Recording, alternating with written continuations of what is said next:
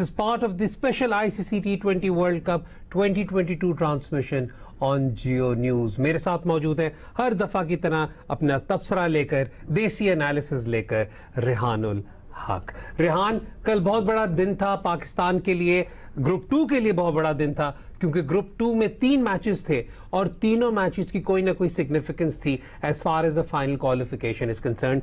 Being Pakistanis, हमारे लिए ज्यादा सिग्निफिकेंस ये थी कि हर रिजल्ट का पाकिस्तान के सेमीफाइनल चांसेस पर कोई ना कोई इंपैक्ट जरूर था। पहला मैच हमने जिम्बाब्वे वर्सेस बांग्लादेश का देखा, जो आखिरी बॉल पे बांग्लादेश जीता और पाकिस्तान के चांसेस बेहतर हुए। दूसरा मैच पाकिस्तान वर्सेस नेदरलैंड्स हुआ, पाकिस्तान जीत गया और पाकिस्तान के चांसेस और बेहतर हुए। और फिर उसके बाद इंडिया वर्सेस साउथ अफ्रीका, जिसमें हम सब की उम्मीदें थी कि इंडिया जीतेगा तो साउथ अफ्रीका पॉइंट्स पे पाकिस्तान से पीछे रह सकता है। उसका नतीजा इंडिया के खिलाफ हुआ, which meant कि पाकिस्तान के भी खिलाफ हुआ। Now the challenges for Pakistan to reach semi-finals have increased काफी हद तक। लेकिन आप शुरू करेंगे पहले अपनी परफॉर्मेंस पे, जो अपने हाथ में चीज है पहले उससे फोकस करेंगे। Pakistan beat Netherlands in a convincing manner, score card सामने रखेंगे ताकि we can have this in front of us. एक बहुत ही कमांडिंग बॉलिंग डिस्प्ले पाकिस्तान की तरफ से, जिसमें पाकिस्तान ने रिस्ट्रिक्ट किया नेदरलैंड्स को 91 पर, और ये 91 ऑल आउट भी हुए और आखिरी ओवर की आखिरी बॉल पर 10th wicket Giri, which meant that the bowlers were very very efficient. फिर जब चेस करने की बारी आई तो पाकिस्तान ने ये स्कोर चेस किया at the loss of 4 wickets. Criticism आया जरूर कि क्या पेस बढ़ाई जा सकती थी, स्ट्राइक रेट बढ़ाया जा सकता था। आज इस शो में इस पे जरूर बात करेंगे, लेकिन ये जो रिस्ट्रिक्शन थी ऑफ 91 रन्स, इसमें खास बात थी कि बॉलर्स की परफॉर्मेंस बड़ी अच्छी थी एंड रेहान ने परफॉर्म किया। आई थिंक ओवरऑल अगर आप वर्ल्ड कप में अगर वर्ल्ड कप के आप स्टैट्स देखेंगे, तो अगर आप सुपर 12 स्टेज सिर्फ देखेंगे तो fast bowlers are the top wicket takers and spinners, some spinners have done well, लेकिन जितना एक्सपेक्टेशन थी कि इस वर्ल्ड कप के अंदर स्पिनर्स का रोल होगा, बिकॉज वी सीन कि ऑस्ट्रेलिया के अंदर पिछले 2-3 साल के अंदर spinners have been quite effective, उस तरह नहीं रहे। स्पेशली लेग स्पिनर्स उतने, हालांकि सब ये बात करते रिस्ट स्पिनर्स उतने नहीं रहे। तो शादाब की performances have been outstanding. The other thing that he is providing as a leg spinner is control in the middle overs, and since the last World Cup, yani other than one match Scotland against, he has not conceded over 30 runs in a single game. 9 matches, not a single game over 30 runs. But that's phenomenal. Yeah, that's phenomenal. और हम ये वाली बात ये भी please दिमाग में रखें कि जब पिछले साल वर्ल्ड कप पे शादाब जा रहे थे तो कुछ लोगों ने ये भी क्रिटिसिज्म दी थी कि आपके लीड लेग स्पिनर है और इन्होंने विकेटें उतनी फ्रीक्वेंसी से नहीं ले रहे। लेकिन उसके बाद से रेहान, एक तो पहली बात ये, I don't think many people realises कि जब से शादाब ने डेब्यू किया है, I think Shadab is what one of the top 2 or 3 players with the most man of the match awards. या I think he is tied with Rizwan. He's tied with Rizwan right now, कल का वो जो award है उसका, and amongst bowlers he's head and shoulders above everyone else in terms of player of the match awards. Like batters get more player of the match awards in T20 cricket, but his performances I feel के इस world cup में are even more impressive than UAE के अंदर, क्योंकि आप इतनी cricket वो UAE में खेला हुआ है और उसको UAE की पिचेस का आइडिया है, and pitches also suit leg spin quite a lot there. So this World Cup, I think the way he's bowled in the first 3 games, especially, I know he took wickets in the last 2 games, but his bowling against India, I think, was his best spell yet. His best spell yet. और मैं थोड़ा सा यहाँ पे शादाब खान के बारे में एक और भी यहाँ पे बात कहता चलूँ कि अगर इस वक्त हम उनकी परफॉर्मेंस देखें, जिस तरह रेहान ने बताया कि सुपर 12 में he's taken what 6 wickets at an average of 11 and economy of just 5.50 in Super 12. That's phenomenal. Yeah. He's I think highest wicket taker amongst all spinners in the Super 12 stage. और पिछले world cup से जो आप कह रहे थे wickets नहीं ली, in 9 matches he has 15 wickets. और 4 ओवर्स खेले, it's a really good performance. उसके अलावा जो सेकंड पे है वो मिचेल सैंटनर है, which is a surprise for me. Generally I thought Santner would provide more control to New Zealand, but he's the other standout spinner in this World Cup. के जिस तरह उसने बॉलिंग करवाई है for New Zealand and get picking up wickets at crucial points, and he is not a wrist spinner, he is a left arm orthodox spinner. और जिस तरह New Zealand ने उसको यूटिलाइज ना सिर्फ लेफ्ट आर्म ऑर्थोडॉक्स बल्कि ऑर्थोडॉक्स का भी मोस्ट ऑर्थोडॉक्स बॉलिंग, एंड जिस तरह न्यूजीलैंड उसको यूटिलाइज कर रहा है, no wonder they are doing well in this World Cup. ठीक है. अच्छा, मैं वैसे यहाँ पर कोई शरारत करना नहीं चाहता, लेकिन मैं थोड़ी बहुत ही कर लूँ. जब हम अमूमन बात करते हैं कि T20 में विकेट टेकर्स सबसे ज़्यादा कितने, तो ऑब्वियसली बात है कि the stand out wrist spinner in the world is Rashid Khan. Rashid Khan has taken close to 120 wickets in T20 internationals, सारा कुछ. लेकिन राशिद खान का रिकॉर्ड अगेंस्ट टॉप 6 कर लें, टॉप 6 टीम्स कर लें, उसमें आप श्रीलंका, जिम्बाब्वे और आप उन्हें अगर निकाल दें वेस्ट इंडीज को निकाल दें. Top 6 ranked teams currently are Australia, England, Pakistan, South Africa, New Zealand and India. अगर आप सिर्फ इनका रिकॉर्ड देखें तो ठीक है, माना कि उन्होंने सिर्फ 8 मैचेस खेले हैं, but he's only taken 8 wickets against his remaining wickets have come against lower ranked teams, जबकि शादाब का most of his career he's played against top 6 teams. I think comparison for me, Rashid is still a better bowler. Obviously, I mean, Rashid has more of a threat, but what I'm saying is that there is still, I mean, क्योंकि he's just 24 as well. I know Rashid is 21, 22, Yeah. but Shadab is still 24. Yeah. So this is one, let's just say, spin rivalry that I'm really looking forward to in the future. Yeah, I think जो leg spinners का हम बात करते हैं कि अभी currently दुनिया में अगर आप लेग स्पिनर्स देखें तो राशिद खान, शादाब खान, हासारंगा, राइट नाउ इन तीनों का basically if any team wants to pick them franchise cricket हो तो they get picked. These are the first 3 names on your list. There's a reason that these guys get picked in the Big Bash. Any league that they play, they are the first few names on the list. It's सिर्फ ये बात नहीं है कि वो out करके दे रहे हैं. तीनों ने अपनी एक चीज़ बहुत इंप्रूव की है. एक तो तीनों अच्छे फील्डर हैं और तीनों में एक और कॉमन चीज़ है कि they contribute with the bat. अच्छा रेहान, बहुत कॉन्वर्सेशन यहाँ पर होगी, चलते हैं ज़रा मैच की तरफ वापस आते हैं. नेदरलैंड्स ने टॉस जीता, नेदरलैंड्स ने पहले बैटिंग करने का फैसला किया. Shaheen Shah Afridi looked much better yesterday. Yes. And Shaheen took his first wicket of the tournament as well. There was a sense of relief there as well. जिस तरीके से हारिस रऊफ बॉलिंग करते आ रहे हैं, अब तो आई थिंक वो एक फुटनोट वही होगा जिस दिन हारिस बुरी बॉलिंग करेंगे उसी दिन हम ज्यादा नोटिस करेंगे उन्हें. लेकिन hats off to Haris, the way he is bowling. One person has a better economy than Shadab in this World Cup.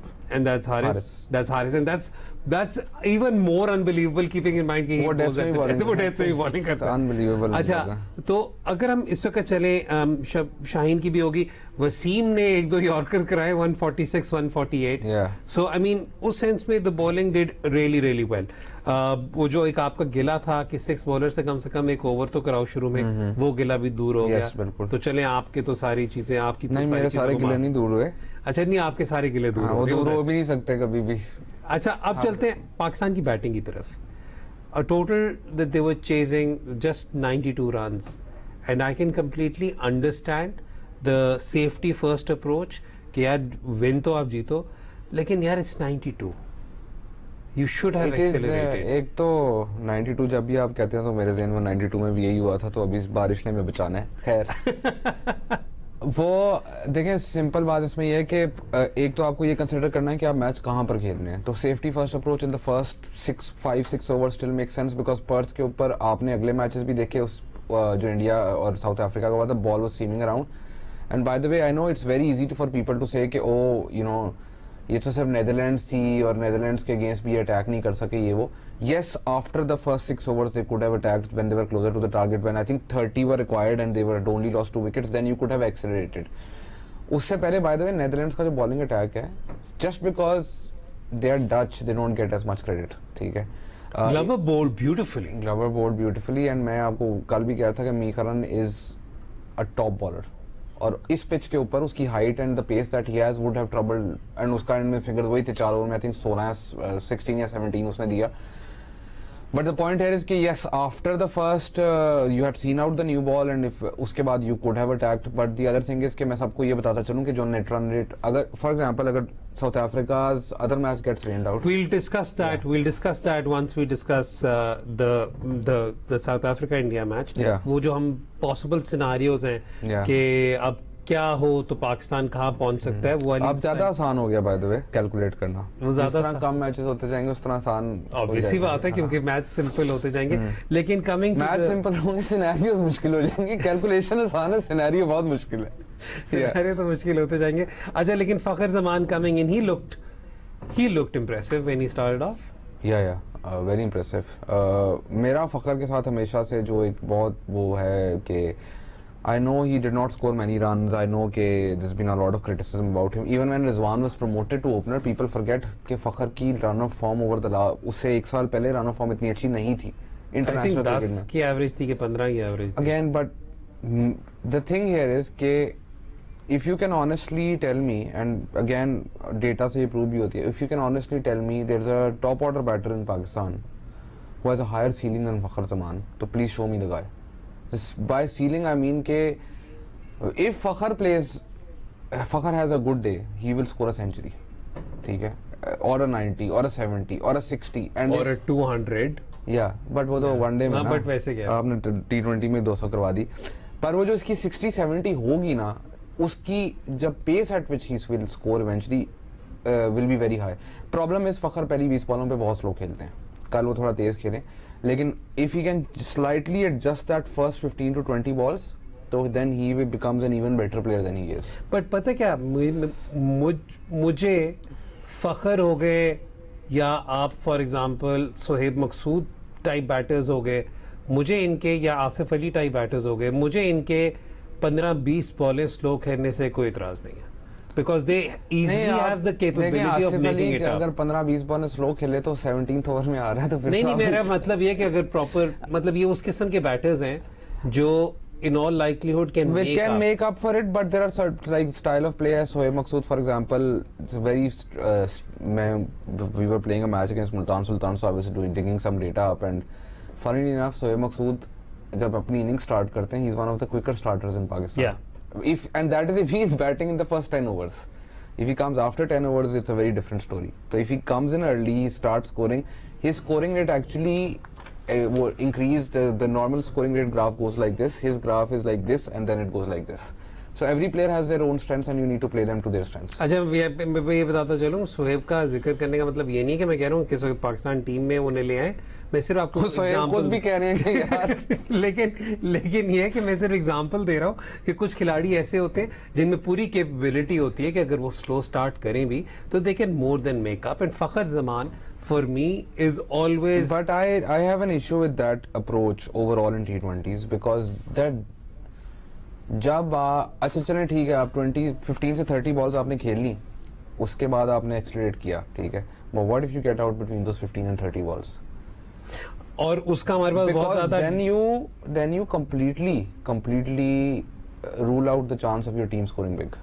और ये जो आपने 15 to 30 बॉल्स वाली बात की ना, ये मैट्रिक इसलिए बहुत इंटरेस्टिंग है कि एक दफ़ा जब हमारा वर्ल्ड कप ख़त्म होगा तो मैं कंपैरिजन चाहूँगा कि हम करें कि 15 से 30 बॉलों के अंदर कौन से पाकिस्तानी खिलाड़ी जब आउट होते हैं तो पाकिस्तान टीम को कितना उसका फ़ायदा होता है या कितना नुकसान होता है। वक्त हो रहा है ब्रेक का, ब्रेक के बाद जब वापस आएंगे तो इंडिया वर्सेस साउथ अफ्रीका करेंगे और बात करेंगे कि पाकिस्तान को अब क्वालिफाई करने के लिए क्या क्या रिजल्ट्स उनके हक में जाने के जरूरी हैं। पाकिस्तान वर्सेस नेदरलैंड्स की बात कर रहे थे, अब वक्त हो गया बात करें हम साउथ अफ्रीका वर्सेस इंडिया की। एक बहुत ही खूबसूरत मैच हुआ। आई मीन अगर आप इमोशंस को साइड पे रखें, जो हमारी इमोशंस थी और हमारी एक्सपेक्टेशंस थी, अगर आप उन्हें साइड पे रखें तो this was a fascinating competition between bat and ball. पहले इंडिया ने बैटिंग की और इंडिया ने जब बैटिंग स्टार्ट की तो शुरू से ही साउथ अफ्रीकन फास्ट बॉलर्स उन पर हावी रहे। इंगीडी वॉज एब्सोल्युटली ब्रिलियंट, राइट, और जिस तरीके से वुमन ने अपने बॉलिंग रिसोर्सेज को मैनेज किया, I mean I think there was some eyebrows raised when we saw that Tabriz Shamsi had been benched, but I mean it worked out perfectly for them. Some eyebrows raised. I think there was a huge. Imran Tahir ने भी बोला था and everything. But I think Maharaj ko he thinks that he can give control because he has all these express pace bowlers at the other end and he wants control from one of their guys. NGD bowled really well, but I think NGD's wickets are products of how well the others bowl as well. Because they tried pressure इतना build हुआ था and because उनको ये लग रहा है कि Rabada हो गया, Parnell was swinging the new ball as well, या नॉर्किया हो गया, तो this is the bowler we want to take on, ठीक है, and they tried to go after him and they kept losing wickets. But one of the most stunning innings I've seen, actually 3 really high quality innings. One is Surya Kumar Yadav, the Markram innings and the Miller innings. They're all really high quality given जिस level की bowling हो रही थी, जिस level की मुश्किल pitch थी, the bounce that there was, and वो जो अक्सर बात करते हैं, हम करते हैं बात, एक चीज इंडिया और पाकिस्तान में बहुत कॉमन है, is that they are the 2 worst fielding team in the world over the last 1 year. ठीक है, I think CricViz, Freddie Ward वगैरह ने पोस्ट भी किया हुआ था कि the only team which is a higher drop catch percentage than Pakistan since the last T20 World Cup is India. तो एंड रन आउट चांसेस भी मिस हुए, सब कुछ हुआ. अच्छा रेहान, पहले इससे पहले bye the way it was a high quality game between bat and ball, but it was in terms of fielding quality, it was really poor. No, but the South African fielding, some of the catches, especially Rabada ने जो दोनों catches I'm पकड़े talking थे. about India's India's quality, or like they चाहे run out आप throw मारते miss होता है, जो शर्मा का रन आउट मिस था वो तो वो भाग के भी आउट कर सकता था, बट या सो या I think the field India का फील्डिंग का मसला काफी देर से है. अच्छा, मैं यहाँ पे थोड़ा सा ये भी ओपिनियन आई थिंक मेरा ये है कि अगर शम्सी को उन्होंने ड्रॉप किया था तो प्रॉब्ली उसके पीछे एक थिंकिंग ये भी थी कि चलें ठीक है, पेसर्स को पैक करें on this Perth pitch, plus with Keshav Maharaj and also having the luxury of Markram, उसे शायद ये भी फीलिंग हो कि यार okay we have at least matchups के लिए 2 बॉलर्स अवेलेबल जो इनकी स्पिन, जो इनके बैटर्स के लिए आ सकते हैं. I mean right arm of, जिस तरह हम ऑलरेडी काफी ज्यादा बात कर चुके हैं, लेफ्ट आर्म ऑफ. बिल्कुल आप ठीक कह रहे हैं, उनके तो कोई 150 लेफ्ट हैंडर खेल रहे थे ना कि मार्करम से उन्होंने बॉलिंग करवानी थी. ठीक नहीं, बट हम ऑलरेडी वाली बात कर चुके हैं. मैं आपके पिछले शोज की रिकॉर्डिंग निकालूंगा जहां पर आपने कहा कि ऑफ स्पिन पे फंसते हैं. ठीक है, पर वो ऊपर वाले आउट हो गए थे. अच्छा, और पर्थ पे खेल रहे थे. अब तो वेन्यू भी कंसिडर होता है ना मैचेस में. ये तो नहीं होता कि जाके कहो कि ओहो ये तो फंसते हैं इसमें और वो पिच स्पिन ही ना हो रही है और वो स्पिनर को पढ़ने सकते. ऐसे तो नहीं होता. But yeah I think they South Africa use their resources really well. India bowled really well. The fielding let them down, but some of the shots from Miller are crazy. हाँ, crazy shot. अच्छा, मैं यहाँ पे ये भी बताता चलूं, मुझे पता है कल से कंस्पिरेसी थ्योरीज चल रही है, सब कुछ हो रहा है. Please don't start that. नहीं तो अभी आपको मैं मजे की बात ये बताता हूँ, कंस्पिरेसी थ्योरीज जो चला रहे हैं. So if India lose to Bangladesh, India might be knocked out of the World Cup. और अगर if they lose to Zimbabwe, they will be knocked out of the World Cup. अगर उनके अगले दोनों मैचेस वॉश आउट हो जाते हैं, and then they will also get knocked out. That also depends on Pakistan's results. But what I'm saying is, why would a team in these weather conditions जहाँ पे thunderstorms हैं, I know आगे जो है weather clear है, ये वो by the way weather clear, इस तरह तो MCG पे 90% चांस बारिश का था. उस दिन बारिश में 40 ओवरों का पूरा मैच हो गया पाकिस्तान और इंडिया का. बट ऑस्ट्रेलिया का भी करंट वेदर सिचुएशन ऐसी है कि you never know where thunderstorm is going to hit. अच्छा, ये मुझे मौका मिलता है to segue into the conversation कि आप पाकिस्तान अगर क्वालिफाई करना है तो क्या जरूरत है हमें. पहले तो ये कि बताते चले रेहान के पहले नंबर ऑफ विन्स हैं over net run rate. Yes, so for example अगर साउथ अफ्रीका का वॉश आउट होता है मैच नेदरलैंड्स वाला and Pakistan wins against south Africa, Pakistan और साउथ अफ्रीका दोनों के 6-6 पॉइंट हो जाते हैं. In that case, Pakistan will be above South Africa. क्योंकि पाकिस्तान की 3 विन्स होंगी, जबकि साउथ अफ्रीका की 2 विन्स होंगी और 2 wash out. Net run rate only comes into play if number of wins between two teams is the same. अगर number of wins आपकी higher हैं, तो the team with the higher number of wins qualifies. मतलब ये कि अगर बांग्लादेश जीत गया 2 matches अपने और बांग्लादेश के 6 पॉइंट होंगे तो उनका साउथ अफ्रीका से, अगर साउथ अफ्रीका वॉश आउट होता है तो साउथ अफ्रीका के ऊपर होंगे वो. that's the one scenario is कि नेदरलैंड्स वाला मैच या साउथ अफ्रीका हार जाता है या बारिश हो जाती है, ठीक है, और पाकिस्तान अपने साथ दोनों मैच जीत जाता है, जिसकी प्रोबेबिलिटी बहुत कम है because again the forecast is no chance of rain between the South Africa Netherlands match. Then the other option is कि इंडिया लूजेस टू बांग्लादेश और इंडिया लूजेस टू जिम्बाब्वे. और या इंडिया के दोनों, जिम्बाब्वे से अगर इंडिया हारा तो इंडिया बाहर निकलेगा, पाकिस्तान को कोई फायदा नहीं है. पर लेकिन ये कि दोनों वॉश आउट हो जाए, इंडिया के दोनों वॉश आउट हो जाएं और if they lose to Bangladesh तो in that case it comes down to net run. नहीं, सिंपल है यार. हाँ, बहुत सिंपल है. इस वक्त जैसे जैसे हम डिस्कस करें और होता है ट्वीट्स का वक्त हो रहा है. लेट्स टेक द ट्वीट्स चाहिए और फिर शो को वाइंड अप करेंगे once we are done with the tweets. Tweets को जल्दी से स्क्रीन पर ले. पहला ट्वीट हमारे सामने. बहुत ज्यादा ट्वीट्स ऊपर नीचे थे, लेकिन ये मुझे बहुत अच्छा सवाल लगा था. ये उबैद पूछ रहे हैं कि पिछली दफा पाकिस्तान जो शाहीन थे उन्होंने जब ऑस्ट्रेलिया को टूर किया था वो 2009 में टूर किया था. इंडिया ने ऑस्ट्रेलिया को हराया टेस्ट सीरीज में ऑस्ट्रेलिया के अंदर ही, और उनकी नई टीम्स भी जो सारे हैं, नया कैप्टन रेहाने वगैरह, कोई 25 से 30 अनऑफिशियल टेस्ट उन्होंने खेल चुके हैं इन सेना कंट्रीज 12 मंथ्स ए क्रिकेट, जबकि हमने 2009 से कोई 8 ओवर नहीं किया हुआ इन ऑस्ट्रेलिया। बिल्कुल ठीक बात है। Great question. Great question. Great question. By the way, in the mid 2000s, Pakistan had a really good A team. जिसकी obviously because Pakistan's batting was so good in from 2005 के इंजमाम, मोहम्मद यूसुफ और यूनुस खेल रहे थे, तो a lot of players who were doing well for the A team couldn't get in. Then there were people like Rana Naveed and all these guys who, by the time they came into the Pakistan team, weren't at their peaks. अच्छा, आपके पास उस time पे एक luxury थी कि आपका backup था, all the Pakistan के रिजल्ट्स को इतने अच्छे नहीं थे इंटरनेशनल क्रिकेट में, लेकिन लग्जरी थी, बैकअप था। अभी आप क्या मसला ये है कि every time something like this is discussed, तो we go back to domestic हो रही है या नेशनल T20 कप हो रहा है या ये हो रहा है वो हो रहा है। The quality of cricket is very important. The other thing that is really important is where you are playing. ठीक है, आप ऑस्ट्रेलिया में, ऑस्ट्रेलिया इंग्लैंड ये वो, आप देयर इज अ रीजन। कल मुझे वो शादाब ने मैच के बाद बात की जब नेदरलैंड्स के अगेंस्ट, उसने कहा कि मैं तो इन सब के अगेंस्ट खेला हूँ इन काउंटी एंड ऑल। ठीक है, Haris Rauf is doing so well in Australia क्योंकि वो बिग बैश खेला हुआ है। ठीक है, Shadab is doing well in Australia because वो बिग बैश खेला हुआ है। सो बेसिकली वो अपना फ्रेंचाइज क्रिकेट का एक्सपीरियंस इधर यूज करें। सिमिलरली अगर आपने फर्स्ट क्लास क्रिकेट या टेस्ट क्रिकेट की टीम बेहतर करनी है तो आपको या तो उनको काउंटी या तो डिफरेंट जगह जिधर भी आपकी सीरीज है उसको आप एनओसीज दें या आप ए टीम टूर्स अरेंज करें। सेना कंडीशंस को तो आप साइड पे रखें। बाय द वे इंडिया जो किसी को एनओसी नहीं देता, उनके टूर्स आ रहे हैं ना इंग्लैंड में, तो वो पुजारा को, अश्विन को वो काउंटी खेलने जाने दे रहे हैं। वो जो एक और स्पिनर भी तो वहां पे खेल रहे हैं, I am forgetting the name. लेकिन मैं यहाँ पे ये बात कर रहा हूँ कि मुझे जो लास्ट याद पड़ रहा है, जब ज्यादा रेगुलरली ए टीम के टूर्स हुए थे Rehan, when we were hosting England और ऑस्ट्रेलिया या न्यूजीलैंड इन द यूएई, तो उस वक्त पाकिस्तान ए टीम जरूर खेल रही होती थी मिडल ईस्ट में, अगर आपको याद हो। Yes, but the number of A team tours Pakistan के are considerably less than the other teams. Yeah, ठीक हो गया, but a very good question, and this is something which which probably the planners for the Pakistan cricket team need to look into. But I wanted this question to be discussed. अच्छा, अगले question के लिए चलते हैं जी।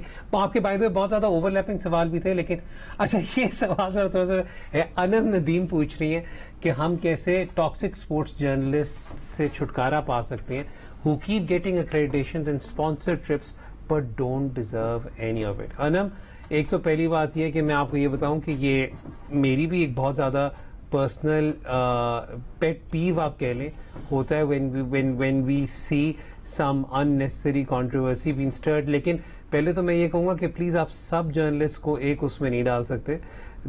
Some of these journalists have been in this field for over 20 odd years and they have massive contribution towards the game of cricket in Pakistan. I think our question is generally directed to जो toxic journalist वगैरह यार, अब उसके अंदर भी, and I think the question is more to do about the fact के you know some of them, her question is not my opinion, her question is some of them merit की भी बात हो रही है कि you know why are they, I don't agree with cancelling anyone's accreditation. I don't agree with that because मेरा और आपका पॉइंट ऑफ व्यू डिफरेंट होगा। मेरे ऊपर बहुत लोगों ने काफी दफा बोला हुआ है, पर मैं उसकी एक्रेडिटेशन कभी कैंसिल इसलिए नहीं करूंगा बिकॉज दैट मीन्स के जो भी आपके ओपिनियन से डिसएग्री करता है, आप उससे वो कह रहे हैं, मतलब अगर आप उसको बैन कर रहे हैं, that's not that's in my opinion very dictator like. I think more responsibility lies with the editorial boards of these journalists जहां से कोई ना कोई एडिटोरियल पॉलिसी आएगी। एक तो पहली बात ये है। दूसरी बात मैं आपको ये जरूर कहूंगा कि क्योंकि जहां तक एक्रेडिटेशन की बात की, रेहान इज एब्सोल्युटली राइट कि अगर आप पीसीबी की बात करते हैं तो पीसीबी एज एन अदारा has to give accreditation to these major news